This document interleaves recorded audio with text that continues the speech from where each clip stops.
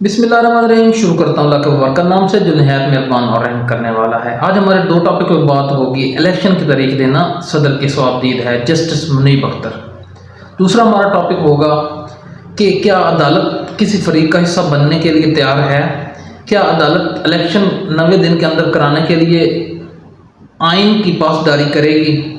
پہلا topic, election کی تاریخ دینا صدر کی ثوابدید ہے کہ نہیں. آج جناب کیس زیر التوا تھا سپریم کورٹ میں پنجاب اور خیبر پختونخوا الیکشن از خود نوٹس کیس کی سماعت جاری ہے. دوران سماعت جسٹس منیب اختر نے ریمارکس دیتے ہوئے کہا کہ الیکشن کی تاریخ دینا صدر کی ثوابدید ہے.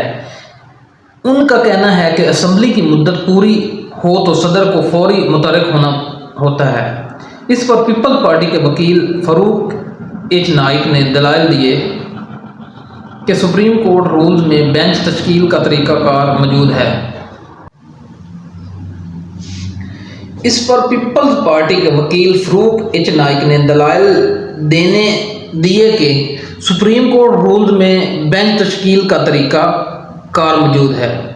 فاروق ایچ نائک نے مزید کہا کہ سپریم کورٹ رولز کے مطابق یہ آگاہ کرنا ضروری ہے کہ معاملہ ہائی کورٹ میں ہے یا نہیں.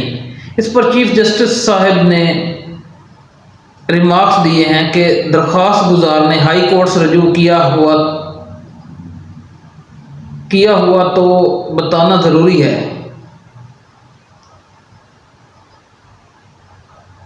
چیف جسٹس صاحب نے کہا عدالت کسی فریق کی نہیں بلکہ آئین کی حمایت کر رہی ہے. سپریم کورٹ میں پنجاب اور خیبر پختونخوا الیکشن از خود نوٹس کیس کی سماعت جاری ہے. دوران سماعت چیف جسٹس نے ریمارکس دیتے ہوئے کہا ہے کہ موجودہ حالات میں 90 روز میں الیکشن ضروری ہیں. چیف جسٹس نے ریمارکس دیتے ہوئے کہا کہ پشاور ہائی کورٹ نے 2 ہفتے نوٹس دینے میں لگائے. لاہور ہائی کورٹ میں بھی یہ معاملہ التوا میں ہے اور سپریم کورٹ میں آج مسلسل 2 روز سے اسی کیس کو سن رہے ہیں اور کیس تقریباً مکمل ہو چکا ہے. چیف جسٹس نے ریمارکس دے کر عدالت کسی فریق کی نہیں بلکہ آئین کی حمایت کر رہی ہے. اس پر پیپل پارٹی کے وکیل فاروق ایچ نائک نے دلائل دیے ہیں کہ عدالت ہائی کورٹس کو جلدی فیصلہ کرنے کا حکم دے سکتی ہے. جس پر چیف جسٹس نے ریمارکس دیے ہیں کہ عدالت معاملہ آگے بڑھانے کے لیے محنت کر رہی ہے.